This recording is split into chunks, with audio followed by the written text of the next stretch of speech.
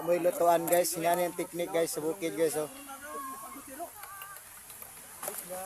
Tawag sa ba ni halang-halang. Kahang na yan guys. Diyan namin lulutuin sa kawayan. Dengan sili. Ang sili, daming sili.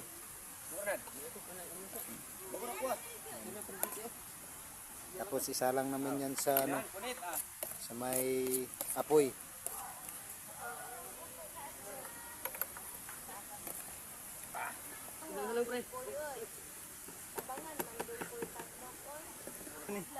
Terus butangan ng tubig. Sa bunot sa lupi.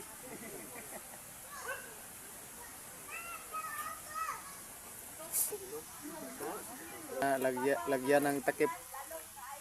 Yan yung technique guys. Ayan. Tapos